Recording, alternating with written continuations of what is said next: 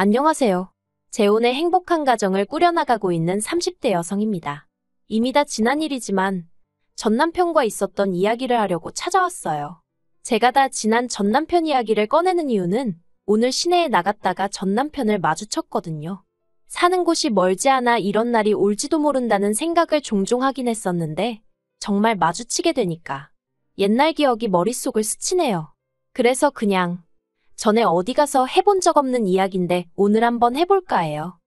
이미 저에게는 재혼해서 정말 괜찮은 남편이 있지만 일단은 편의상 전 남편을 남편이라고 칭하겠습니다. 남편하고는 미혼 남녀 모임에서 만났어요. 만났던 시기는 겨울이었고 사실 저는 낯을 많이 가려서 그런 모임은 나가는 일이 없는데 친한 언니가 자기가 혼자 가기 쑥스럽다며 제발 같이 가달라고 졸랐거든요. 그리고 그 언니가 평소에 저한테 무척이나 잘해줬어요. 그래서 거절하기가 참으로 난처하더라고요. 그래서 나갔는데 남편이 처음 저랑 통성명을 하고 나서부터 엄청나게 들이대는 거예요.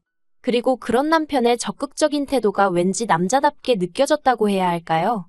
싫지가 않았습니다. 그래서 이후로도 모임 내에서 두세 번 더 만남을 갖다가 본격적으로 연애를 시작했고요. 사귄 지 1년도 안 돼서 남편이 프로포즈를 해왔을 땐 그 또한 적극적이고 저돌적인 남편의 성격 탓이라 생각하고 한편으론 내가 얼마나 좋으면 저러나 싶어서 기쁜 마음으로 프로포즈를 받아들였습니다. 남편은 저와 마찬가지로 회사를 다니는 평범한 직장인이었고 딱히 모난 구석이 없는 사람이었어요. 결혼을 앞두고 이런저런 조건들을 따져봐도 크게 마음에 걸리는 것이 없었죠. 게다가 전화 친정 부모님은 그런 기대는 하지도 않고 있었는데 시댁에서 신혼집도 준비해 두셨다대요. 깜짝 놀랐죠. 그런데 그게 다가 아니었어요. 신혼집 안에는 이미 가정가구까지 다 들어와 있었거든요. 그래서 제가 이건 언제 다 준비한 거냐고 했더니 잠깐 주춤하더니 한다는 말이 저랑 연애할 때 이미 하나씩 다 준비를 하고 있었다는 거예요. 자기는 저랑 결혼하게 될 거라는 확신이 있었다면서. 그리고 제가 너무 순진했던 거죠. 그 말을 전혀 의심하지 않았거든요. 오히려 이 남자가 이런 로맨틱한 부분도 있었구나 하고 감동까지 했는걸요. 그런데 친정어머니는 제 이야기를 들으시곤 아무래도 뭔가 찜찜하다시대요.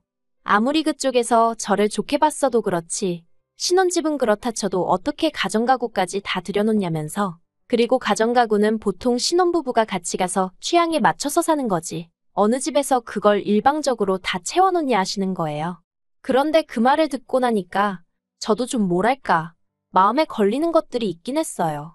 집안에 채워져 있던 가정가구들이 새 거는 맞는데 어딘가 유행이 좀 지나간 것들 같았다고 해야 할까요? 그리고 아무리 봐도 남편 취향이나 어머님 취향은 아니었단 말이죠. 그렇다고 신우 취향인가 생각해봤는데 솔직히 동생 신혼집에 누나 취향으로 꾸며놓는다? 그건 말도 안 되는 것 같고. 그런데 도통 남편에게 뭘 어떻게 물어봐야 할지 모르겠는 거예요. 그래서 이러지도 저러지도 못하고 하루 이틀 시간만 흘려보냈습니다. 그러다 청첩장이 나오고 남편 친구들에게 청첩장도 주고 인사도 할 겸 자리가 만들어졌어요. 그런데 남편 친구들이 저를 보더니 좀 당황하고 놀라는 눈치더라고요. 뭔가 어색한 공기가 흘렀죠. 그래도 술이 한 잔 두 잔 들어가니까 금세 분위기는 풀어졌지만요. 그리고 저도 나름대로 남편의 친한 친구들이라고 하니까 잘 보이고 싶은 마음에 평소 제 성격과는 달리 리액션도 열심히 하고 그랬어요. 그랬더니 남편 친구들 중 한 명이 남편더러 재수 씨는 지연이랑 생긴 건 엄청 닮았는데 성격이 완전 딴판이네 그러는 거예요. 지연이? 지연이가 누구지? 하는 생각이 드는 동시에 순간 분위기가 착 가라앉았고 서로 눈치만 보고 남편은 남편대로 당황한 기색이 역력해서는 무슨 소리를 하는 거냐면서 취했냐고 막 너스레를 떠는데 아, 내가 모르는 뭔가가 있구나 싶더라고요. 그리고 결국 그날의 술자리는 떨떠름한 분위기로 끝이 났고 저는 택시를 타고 집에 왔습니다. 집에 오는 내내 남편한테서 전화며 문자며 끝없이 쏟아졌지만 술 취한 남편과 대화다운 대화가 이루어질 것 같지 않더라고요. 그래서 핸드폰은 열어보지도 않고 잤어요. 그리고 이튿날 늦은 오후가 돼서야 남편을 만났습니다. 카페에서 남편을 만나 지연이가 누구냐 단도직입적으로 물었어요.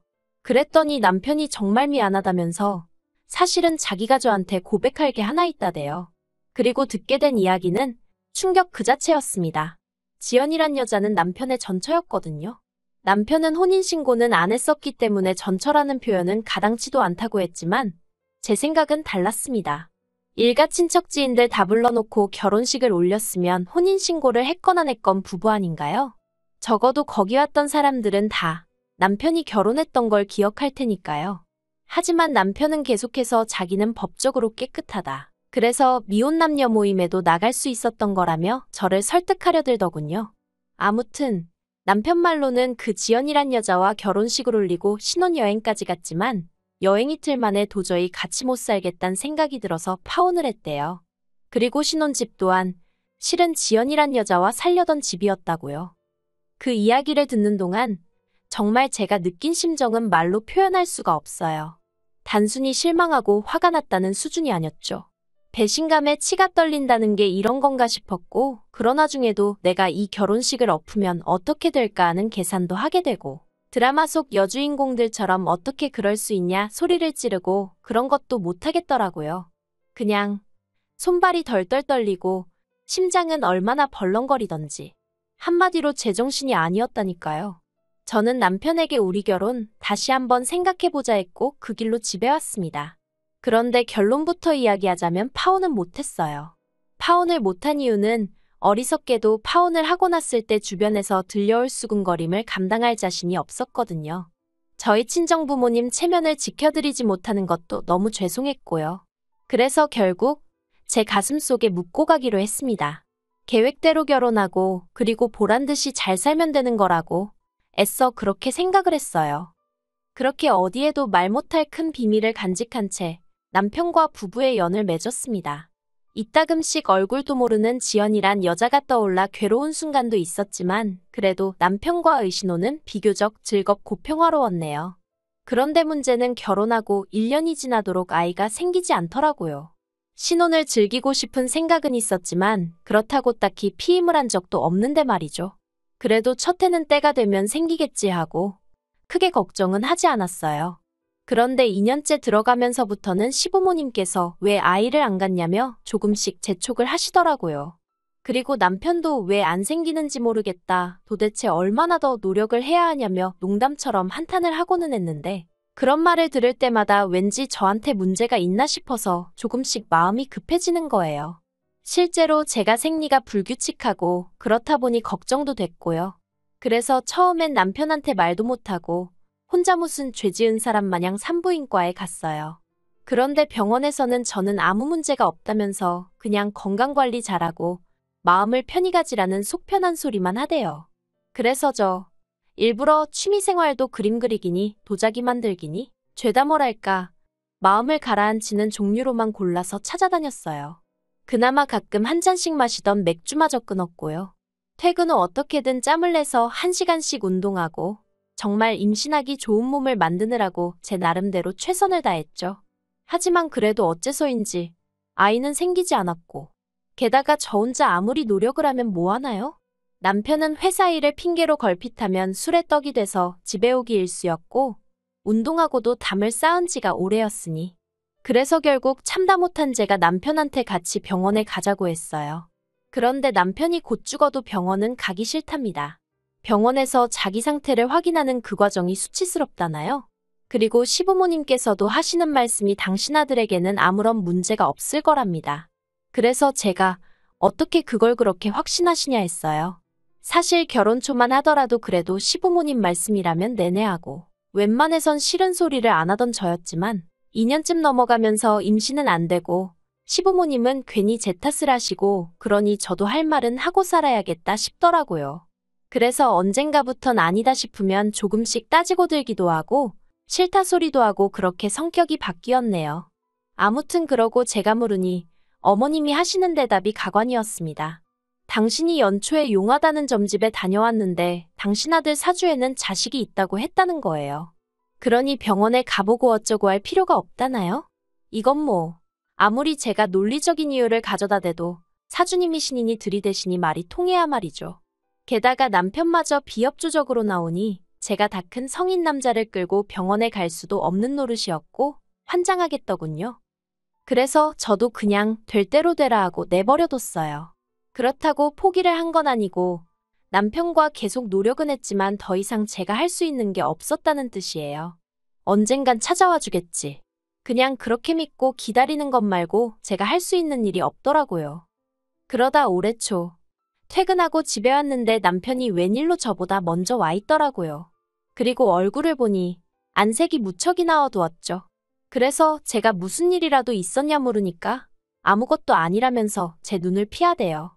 그래도 한 이불 덮고 지낸 시간이 있는데 단박에 무슨 일이 있다는 건 알겠더군요.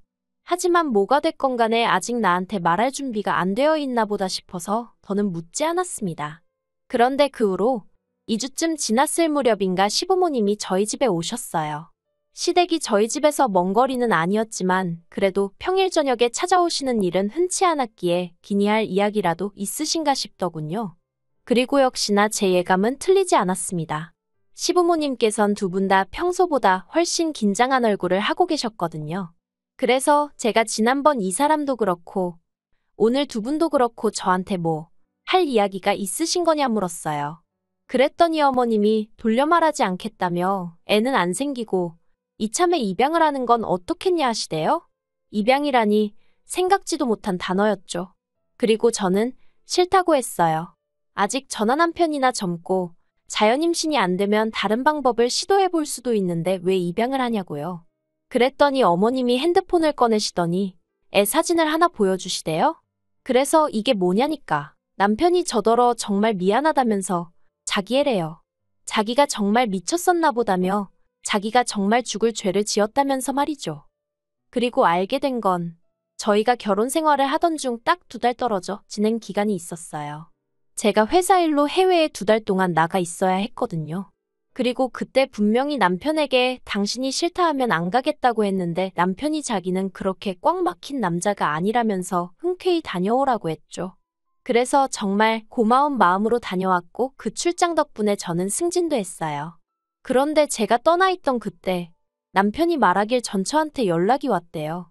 원래 대학 시절부터 친구 사이였다는 건 그때 저도 처음 들었네요. 아무튼 친구로서 고민 좀 들어달라나 뭐 그래서 정말 딱 얘기만 들어주려고 나갔답니다. 그런데 그날을 시작으로 제가 한국에 돌아올 때까지 2달 동안 아주 별짓거리를 다 했던 거죠. 남편이 변명이랍시고 하는 소리는 더 가관이었습니다.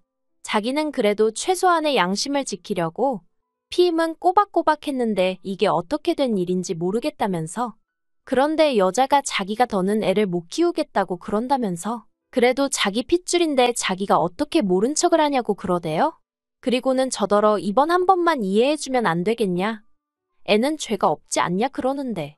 시부모님까지 나서서는 내가 우리 아들 사주에는 애가 있다고 말하지 않았냐. 아무래도 걔가 그 애인 것 같다. 네가 애라도 하나 낳아놨으면 우리도 걔 데려오잔 소리 안 한다. 그런데 애는 안 생기지. 밖에 떡하니 우리 핏줄이 있다지. 이러면 우리로선 모른 척 할 수가 없다. 그런 말씀만 늘어놓으시대요.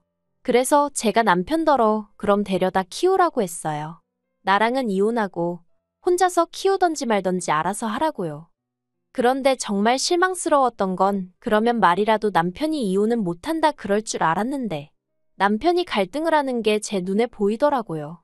이혼도 싫고 애는 데려와야겠고 어이가 없었죠. 저요.